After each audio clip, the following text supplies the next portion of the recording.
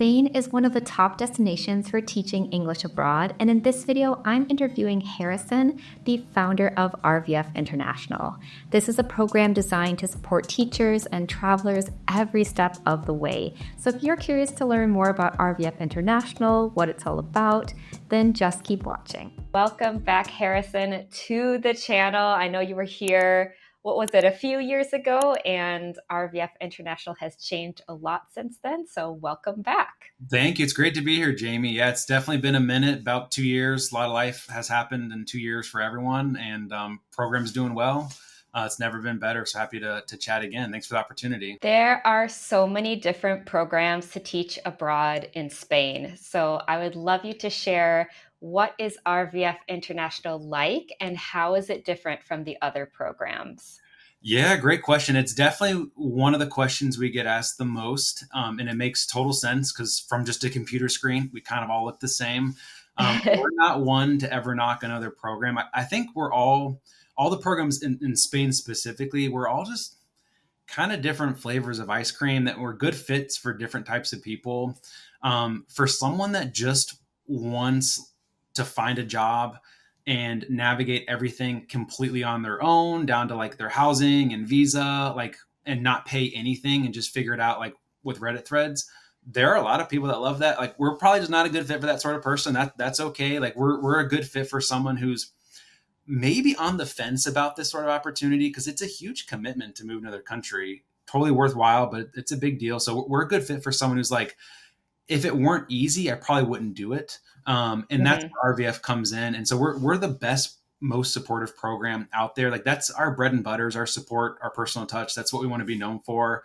I think it's really what distinguishes us is every person's assigned like a specialist. They have like their private number they can call and text and email, and just we're there and facilitate every aspect of moving abroad. So we do have like a program fee so that we can offer this program service. So, like, we're a great fit for someone who's willing to pay for great support to be set up for like a really seamless year in Spain. That's great. Yeah. So just to share a little bit of my perspective, I first taught abroad in Costa Rica, and I did everything by myself, and it was terrifying. Like, I arrived, I didn't know anyone. I was getting picked up from the airport by I don't even know who.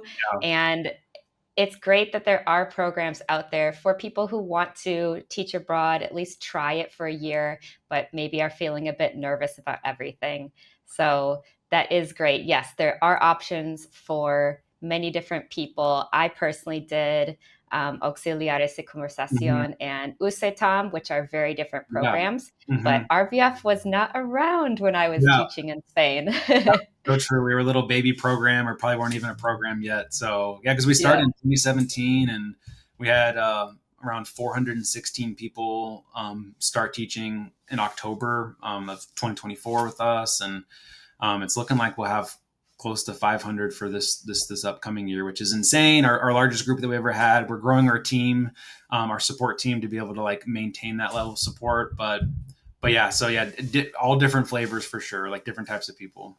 Okay, so each program has different requirements as well. So that also helps people decide maybe which program is right for them. So what are the requirements for RVF International? Yeah, so we work with the requirements that the schools in Spain make us work within. And so right now we can help people that have a passport from United States, Canada, Australia, and New Zealand move to Spain. You have to either be like currently enrolled in a degree program, so like an associate's or bachelor's, or have already graduated with an associate's or bachelor's. You can have a master's and a PhD and everything, but at least an associate's or bachelor's. You don't even have to be like a native speaker. You have to be fluent, but native speaker in the sense of maybe you're born in another like non-English speaking country, but you moved at an early age to Canada. You speak fluent English, like you are still eligible and can apply for the program. It really does work out though, just with the trends that we're seeing, that most people who are joining our program are coming from the United States. The average age is about 23 years old. About 90% are joining like their senior year of college, and they're kind of doing this like right after college, almost as a gap year. So, which I know we've talked about before, but that's kind of like a trend that we've seen recently. That it used to be we'd have people that were 21 and people that were 51 do our program, different backgrounds, different experiences. Most of the people that are navigating towards what we offer are just a little bit younger and they've maybe like never lived abroad before. And so we're kind of almost developing into like the premier teach in Spain program, but like almost like the premier gap year program in Spain, which we're really happy with. Our numbers have increased every single year. We've been able to accommodate more people by kind of making this little shift where we're a little bit less academic and a little bit more kind of lifestyle program now, more like experiential, if you will. And I think that's important to think about too, is for anyone that's watching this, teaching abroad doesn't mean that this has to be your career or you have to do this for the rest of your life or Exactly. you have to commit to teaching in Spain for years and years. There are people that just want to get out for 1 year or 2 years and try it, and that's fine. Like you may find that you love it Exactly. and keep going. You may want to stop and you've had Yep. your experience and you do miss Exactly. your home, and that's fine. But I think it's nice to know that there are programs like this that make it easier, because getting a visa to live and work in the EU is challenging, which is why Spain is such like a good destination for teaching abroad. 100%. And a lot of what we've seen is that the teaching position isn't the end all be all for most people. It's which is okay. I mean, for some people it is. For most people, it's just the vehicle to get a visa, to get an income, to like allow you to stay long term in Spain. And the people that are joining our program are ones that like they're excited to love on and give to their students, but they're also equally, if not a little bit more excited about like traveling on the weekends and like Mhm. having Europe as a home base, like post college. So let's talk a little bit about safety. Yeah. So, what does RVF do to help ensure safety for participants, and what can people expect in terms of safety in Spain? Yeah, totally. So safety is one of the biggest things that we talk about now, and we've really started kind of even shifting the program to provide like a better safety net and social framework, but also just like connected to emergency services, connected to us at all times. A lot of the reason is like 83% of the people that do our program every year, plus or minus, a few percent are female, and most people are Hmm. doing this by themselves. About 22% are bringing like a friend or a partner, but 80-ish% of our participants are arriving by themselves. And we want to make sure that they're connected, even with one just from like day one when they join the program, but they know who they're going to meet up with, where they're going to stay when they arrive. They know what to expect. They know who's going to be going out for tapas with them that weekend. So the social aspect of it is a huge part of the safety aspects. We want people to like feel comfortable, not isolated. I know when I first moved to Spain, part of the reason I started RVF was I didn't have the best program experience with this other program I was with, and they were some of the loneliest months of my entire life. Just like Mm. arriving by myself to Spain and just like not knowing anyone and relying on this program to help me that kind of didn't. And so what we want with RVF is to make sure that everyone's connected to everyone else, but we also offer like mental health services. We're connected to some really cool agencies in Madrid. Everyone is going to have saved on their phone like all emergency services numbers for go down the list of needs, whether it's fire or rescue or whatever. They're going to have access to that. The embassies, the consulates. I mean, that's webinars just detailing like plans, what to do. We really kind of just try to cover all the different aspects for different types of people so that they feel safe, they feel secure. Because a big part of what we want to do with our program is we want you to feel we don't just want you to be supported, like we want you to feel supported, if that makes sense. Mhm. Those can be two different things. And I guess to give people a perspective of what the opposite would be is if you do speak Spanish and you feel confident, like I had studied Spanish in university, so I did go to Spain um, with a different program initially, and we were on our own, had to get our housing, had to get our visa, had to get, our internet set up. I had to put myself out there to meet people. I lived with Spanish people, but Yeah. that's a lot. And if you haven't lived abroad before, if you've never moved to another country, it is stressful. It is overwhelming. Like you said, it can be very lonely if you're not the type of person who really puts themselves out there. So that Completely. is nice to have that built-in safety and social network to go Yeah. along with it. 100%. Everything we try to do is just making it easy. So we want to make it like a no brainer to be like, all right, I'll spend a year in Spain. Like that's kind of our premise. Yeah. And where are the placements located, and can people request where they want to be? Because I know that's another issue that people ask about. Yeah, so people can request where they want to be, whether that's Andalusia in the south, Madrid, capital, Valencia on the east, Mallorca, Canary Islands, Asturias, Galicia. So all over Spain. We don't operate in Catalonia where Barcelona is located, Hmm. not for lack of trying or desire. They just have a very different kind of regional government there and different public schools Yeah. in Spain, which I'm sure we're all familiar with at this point. But we had, like I said, 415, 16 people start teaching a few months ago, spread out all over the country. The vast majority of the people in our program are in Madrid, Andalusia, and Valencia areas, just because they're some of the most well-known places. We definitely encourage people to maybe explore some of the hidden gems, is what we call them, the like Galicia's, Basque countries, Asturias, Cantabria. We'd actually do a survey every year to get feedback from everyone. Like, hey, what was it like at your school? What was it like living in your town, living in your city? Like, would you do this again? Would you recommend it? The most positive feedback we get every year from anyone in our program is from all the small, lesser known Yeah. markets. We just love them, and the schools are really organized. Beautiful. Yeah. So we want people to teach what they want to teach, but we definitely kind of highlight and push some other areas that maybe wouldn't be on their radar, but we just know that they would love. Let's talk money. I know this is a big topic as well. How much do language assistants make, and is it enough for Spain? Great question. So that's also one of the other questions we get asked the most. Obviously, like housing, which we take care of. Can you bring a pet? Yes. Like, am I going to earn enough money? Yes. So people get paid between 800 to 1,000 euros a month. So it's 900 US dollars, 1,100 US dollars, more or less. That is not a lot of money in North America, as we all know and can attest Yeah. to. What you need to live on in Spain versus the US, for example, are just two different categories. Like the cost of living is just it's so different you can't even compare the two. Um, a lot of the participants will earn the same, if not a little bit more money than most of their coworkers at the school, because the coworkers are there 5 days a week, which they're paid for. The teachers in the program are there just 4 days a week, getting paid for that free Friday off. There's free health insurance benefits, and there's no one's taxed on their income. Whereas the coworkers at your school, they're probably going to earn a little bit more money. So in Madrid, you're going to earn 1,000 a month. They're going to earn 14, 15, 1,600 a month, but 20% of that goes towards taxes, which you don't pay.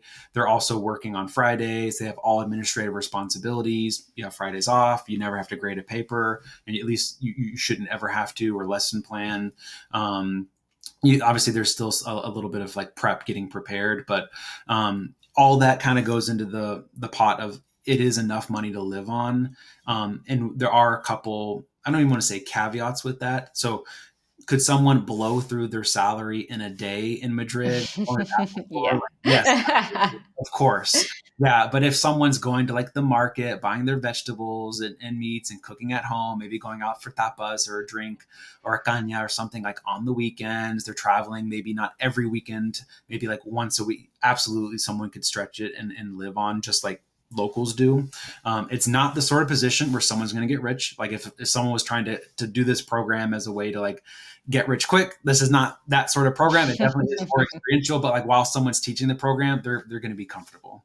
Yeah, and it's just again, it's like that access to living in Spain and the lifestyle and everything. And Yeah. there are ways like you are only teaching 4 days per week. So sometimes people offer private classes or teach online and things like that as well to supplement. But Yeah. yeah, from my experience, yeah, just like the grocery bill alone is like so much less that, and Um, just going out and things like that, that it yeah. is doable. Nightmare. And my tip is live in shared housing because Yeah. you're splitting those costs. That really does help with everything. Another question Mhm. that I see a lot about teaching in Spain is the visa. How does the visa process work, and how does RVF help with that? Because these other programs, a lot of times you're on your own to figure out all the visa paperwork. Yeah, it's so true, and that was my experience back in 2015. And maybe had I not had that experience, I don't think I would have felt and realized how hard it can be to get a visa when you don't have support. The program I was with initially was claimed that they were going to offer support, and this was in 2015, and all we got was like an 8 minute long YouTube video that was from 2014. I was already outdated, and Yeah.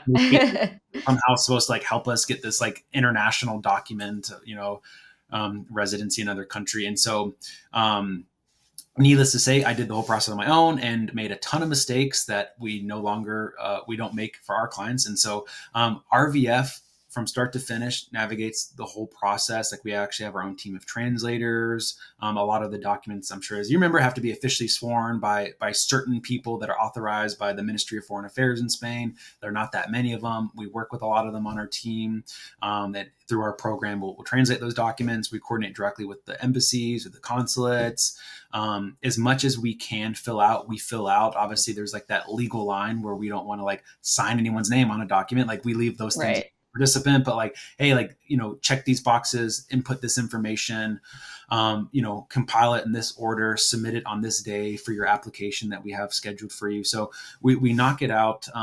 It does take a couple months. Most of the time we're waiting on some like documents from the schools or, as you know, things in Spain, paperwork wise, tend to drag on. So we're at the mercy of those timelines, but we organize it completely. And kind of like I said earlier, like everyone has a specialist that they can just like text or call me like, hey, what do I do? Do I sign it on this line or that line? But if you remember also from the paperwork, Spain, amazing country, but does not make their paperwork easy. A Hmm. lot of these forms, like if you fill out with the wrong color ink, that's like grounds for a visa dismissal. And which is coming from the U.S. Like obviously that's crazy.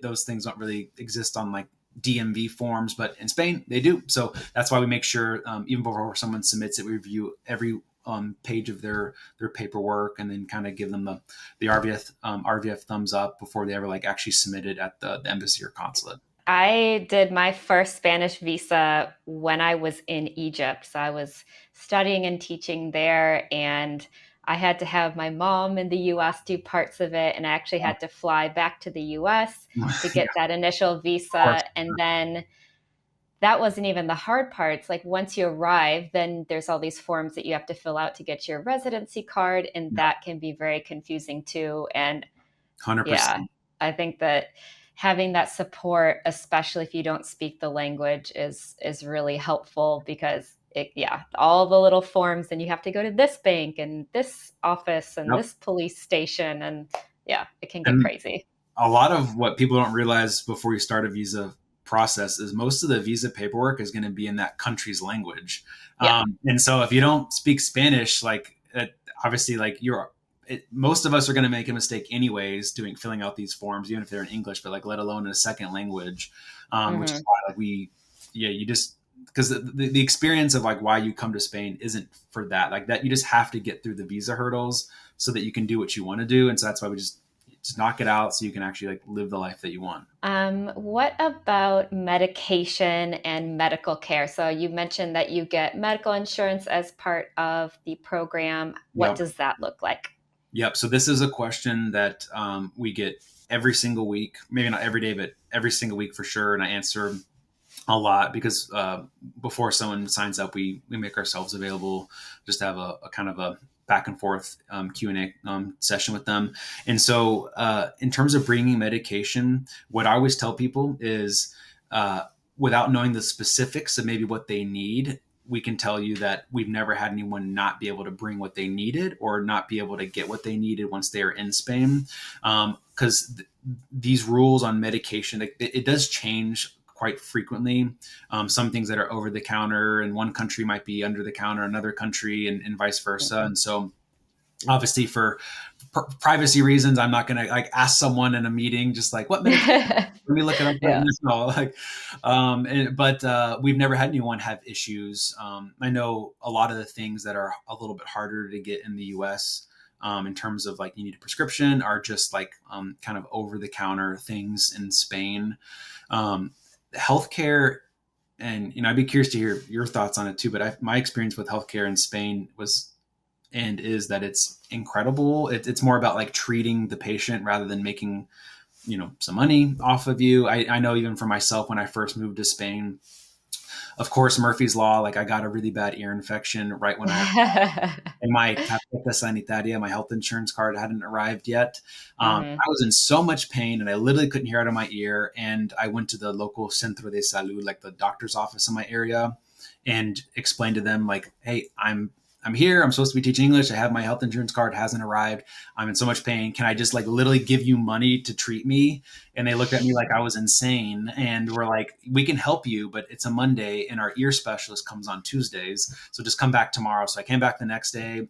I had an appointment. They took care of me. I never paid a penny. They gave me like a prescription. I was able to like walk across the street to the farmacia to get taken care of. I think that was maybe 1 or 2 cents, and I was totally good to go. Never got a bill. They were just there to help me like as a human. So that's a story that I do share a lot in our meetings with people, not because it's going to help them, but I think it kind of communicates the sentiment of like what healthcare in Spain is like.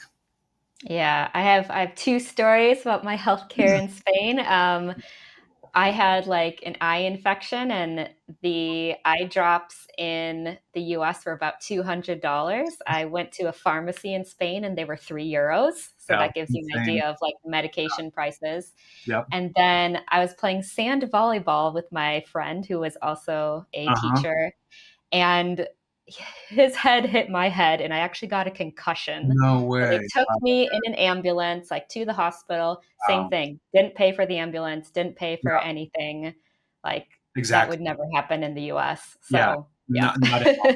Exactly. A lot of times you would just walk it off and go home and not be like, I think Yeah, I'm you'd say, "I don't want the ambulance. I don't want the ambulance." exactly. Yeah. That's wild. Yeah. Before you mentioned that participants can bring a pet, Hmm. and what does that look like? And then also family members, because I know there's people who want to maybe bring Totally. even a friend or a partner and maybe be teaching in the same place. So what does that look like? Totally. So bringing a pet is really, really easy. That's one of the questions, as I said, we get asked a lot, but and people I think are expecting like, you got to leave your dog home. I'm so sorry. Oh Not no. at all. Like you can absolutely bring your dog. We've had 2,000 plus people in our program since 2017, probably 150 plus different dogs and cats. And it's like really easy. So we actually have a really detailed guide that we update every single year that goes over like basically everything you need to know before bringing your pet. And it kind of just comes down to three things. It's a quick vet check. So just go to the vet just to have them just like make sure there's no like new EU pet laws or Hmm. vaccination laws, which don't really ever change that much, especially coming from North America. So that's that. And then the second thing is finding an airline that allows you to like bring your pet transatlantically, which is like most of them nowadays. I think it'd be hard to find like an airline that flies across the Atlantic that would like refuse your pet. Like most of them are totally fine with that. And then when we help you with your housing search, we'll just make sure to include that into the mix so that we are only looking for places that like allow pets, which I don't know if that was your experience, but like where I have lived in Spain, everyone seems to have like at least a Yorkie, like Yeah. me below Lots me, of small dogs. dogs, like pets. So it's super common. Um, so that's the first thing. And in terms of like doing this with like a partner, a spouse, significant other, we love that. I think it just makes the process a little bit more fun for the person doing the program. I guess it's a matter of like if your partner is going to be doing the program, can we do their paperwork and have you both together? Yes, totally fine. Or even if it's just a friend, the largest group of friends we've ever had together was seven. They were Oh, wow. Los Angeles, which is pretty. I mean, that was a large group, but it worked out. And they had a great year. Um, if your partner is not doing the program, there are a couple things. So if you're married, or if they're like your you're bringing like a dependent, like a child, you can get a dependent visa based off of the visa that you'll have, which we help with. So it's very easy. If you're just dating, you're engaged, unfortunately, according to like Spanish law, that you wouldn't Yeah. be able to get a dependent visa for that person. So in those situations, it does kind of stink because if they're not doing the program and they don't have anything else set up, they can only stay for like 3 months out of a 6 month period if they're not an EU citizen. But most of the time, people are just bringing like a boyfriend, a girlfriend, and they're both doing the program together, and they're able to teach at the same school. What is the future looking like for RVF International? So, what are some of your goals? How would you like to grow the program? What can we expect to see in the upcoming months and years? Yeah, absolutely. So our goal is to reinvest and just to lean in on our support. That's so we're actually growing our support team right now. I want the largest, like, air quotes, department in our company to be our support team. I want to grow that and make it even more personal. We're trying to expand into more kind of like in-person events and community building opportunities, which we've started with trips to Portugal, to Morocco. We had over 70 people in our program in Morocco even just last month, which we're really proud of, really excited about.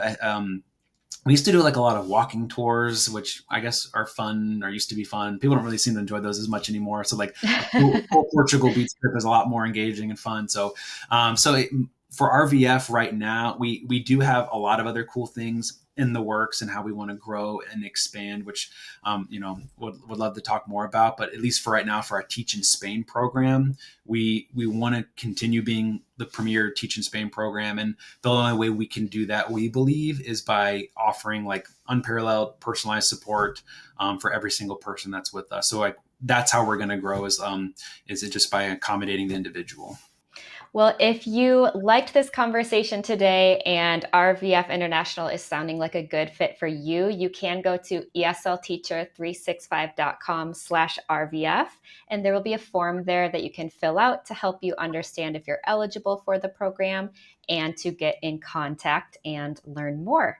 So thank you so much, Harrison, for joining us again today.